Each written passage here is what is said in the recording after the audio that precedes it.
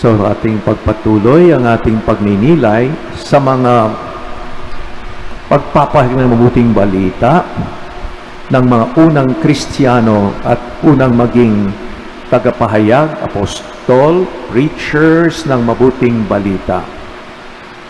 Panahon ng panlulupig, ngunit hindi sila nawala ng pag-asa, may kasamang tapang ang kanilang pananampalataya.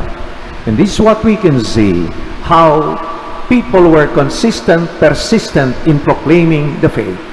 This is what gave strength to the people. This is what drew people to embrace the faith through generations. Sa iba't ibang saling lahi, ang mga taong nagpahayag ng may katapatan kahit na kamatayan ang kanilang harap.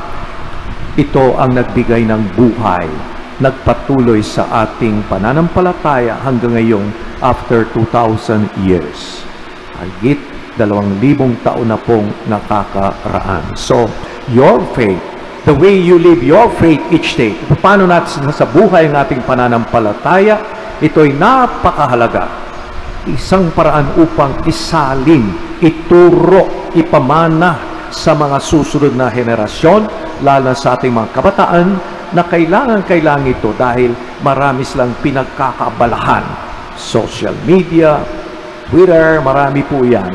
Pero sana ang isa sa mga masaksihan nila ay ang ating simpleng pahayag ng ating pananampalataya, pananalig sa Diyos.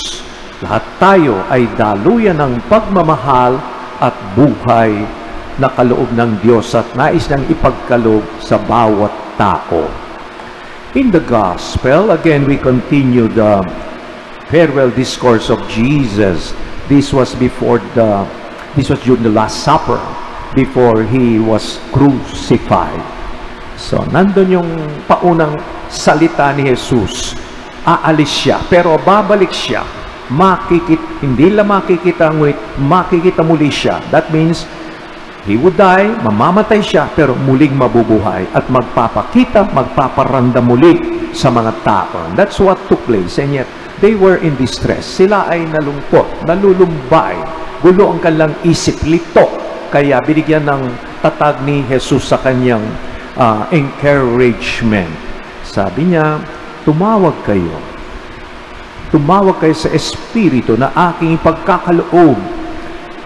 Dahil anuman ang hihingi ninyo sa Ama ay kanyang ipagkakaloob sa aking pangalan.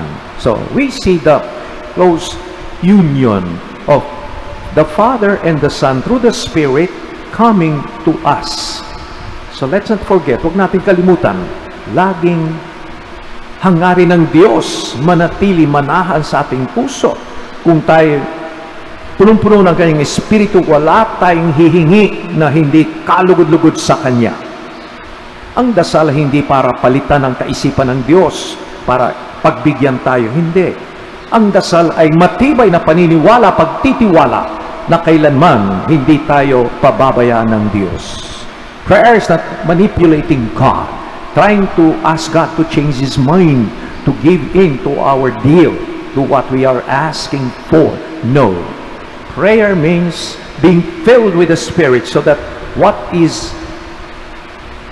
according to the will of God, what is, so good before the presence of God is what we continue to ask for.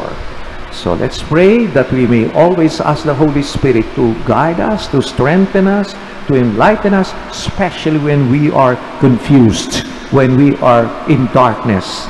The Lord will be there to give us light, joy, and hope. Amen.